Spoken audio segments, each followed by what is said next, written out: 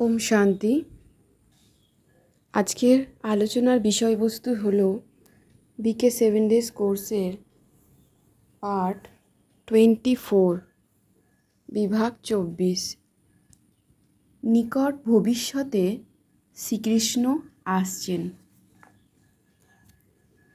আজকাল প্রতিদিন সংবাদপত্রে আকাল, বন্যা, ভ্রষ্টাচার ও মারামারির খবর দেখা যায়। প্রকৃতির 5 তত্ত্ব মানুষকে দুঃখ দিচ্ছে এবং সমস্ত পৃথিবীর আবহাওয়া ও পরিবেশ মাত্রাধিক্য দূষিত হয়ে গেছে।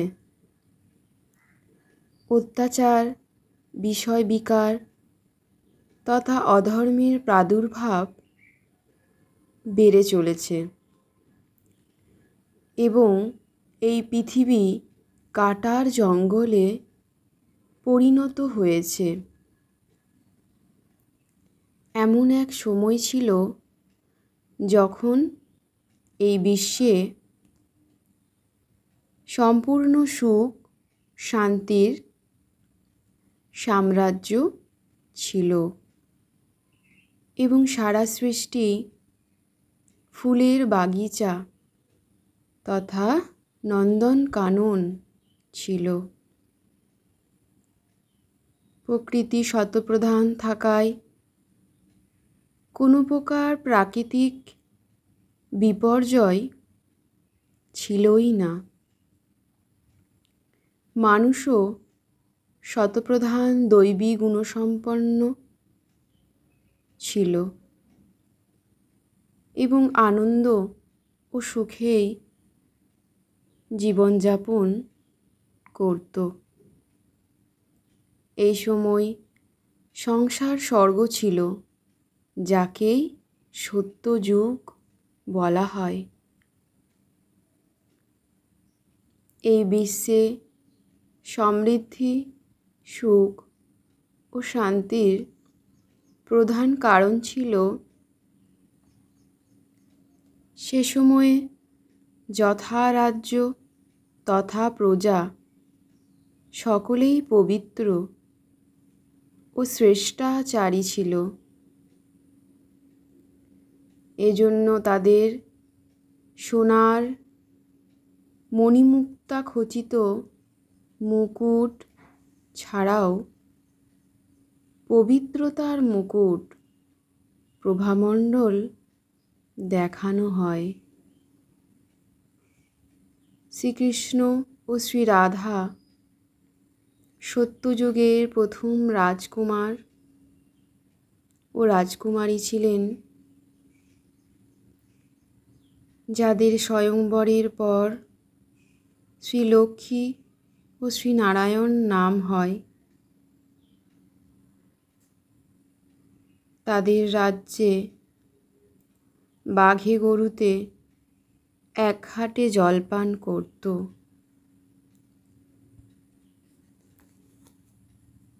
অর্থাৎ পশু পাখিরাও সম্পূর্ণ অহিংসক ছিল। তখন সকলেই শ্রেষ্ঠাচারী, নির্বিকার, অহিংসক ও মর্যাদা পুরুষোত্তম ছিল।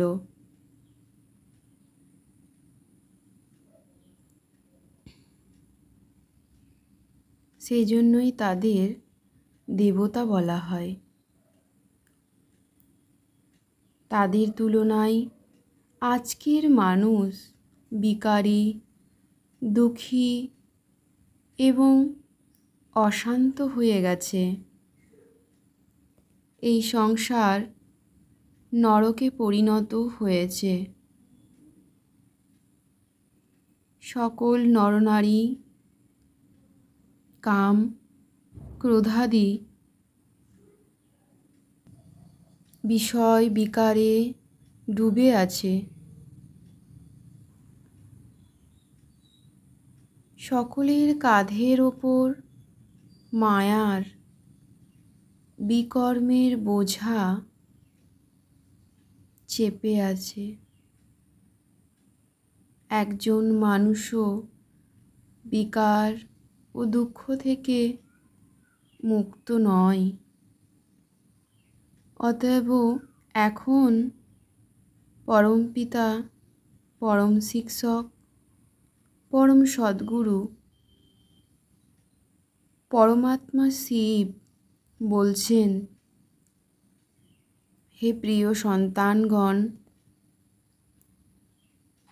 তোমরা আমাকে জন্ম জন্মান্তর ধরে স্মরণ করে এসেছ।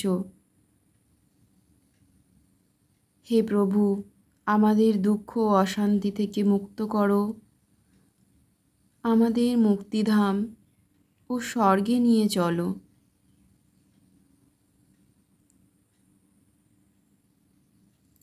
সেজন্য এখন আমি তোমাদের মুক্তিধামে ফিরিয়ে নিয়ে যেতে তথা এই সৃষ্টিকে সম্পূর্ণ পবিত্র বা স্বর্গে পরিণত করতে এসেছি। তাহলে এখন স্বয়ং পরমপিতা পরমাত্মা আমাদের সন্তানদের,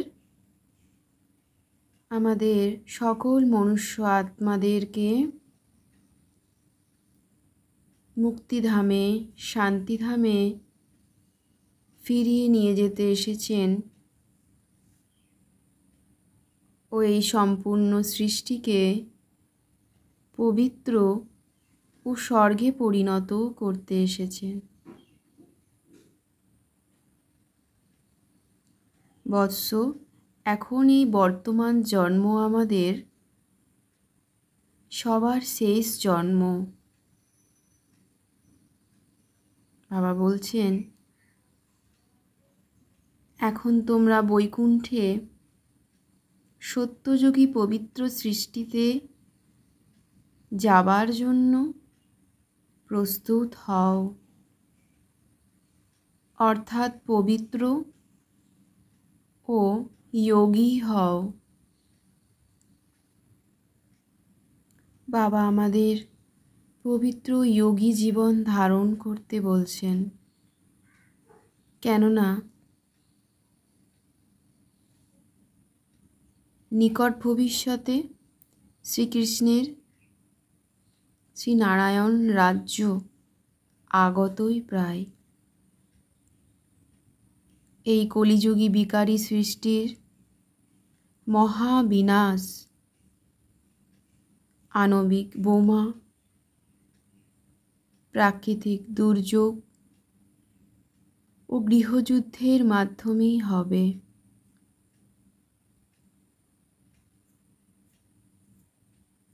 চিত্রে শ্রীকৃষ্ণকে বিশ্বের গ্লোবের উপর দেখানো হয়েছে। তার অর্থ হল সমগ্র বিশ্বে শ্রীকৃষ্ণের, শ্রীনারায়ণের একচ্ছত্র রাজ্য হবে।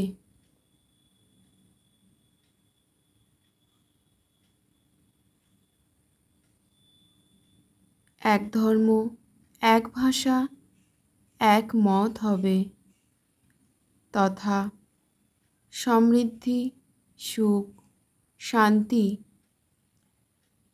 ও সম্পদে ভরপুর খুশির জোয়ারে মধুর বাঁশরি বাজবে।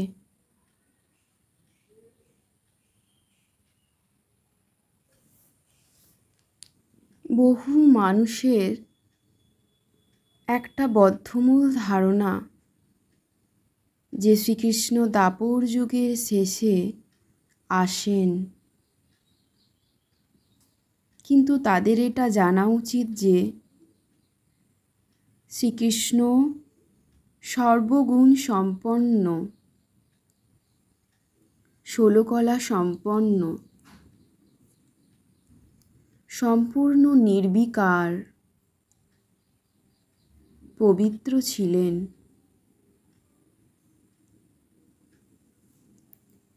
তাহলে রজপ্রধান এবং বিকারযুক্ত দ্রাপরের সৃষ্টিতে তার কিভাবে জন্ম হতে পারে? শ্রীকৃষ্ণের দর্শনের জন্য ভক্ত সুরদাস অপবিত্র দৃষ্টি দূর করতে নিজের দুই চক্ষু অন্ধ করার চেষ্টা করেছিলেন এবং কৃষ্ণভক্ত মীরাবাই পবিত্র থাকার জন্য বিষের পেয়ালা পান করতে চেয়েছিলেন। সেক্ষেত্রে কি করে শ্রীকৃষ্ণ অপবিত্র দৃষ্টি বৃত্তিপূর্ণ সৃষ্টিতে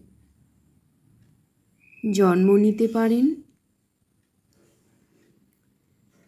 শ্রীকৃষ্ণ স্বয়ংবরের পর শ্রীনারায়ণ হন।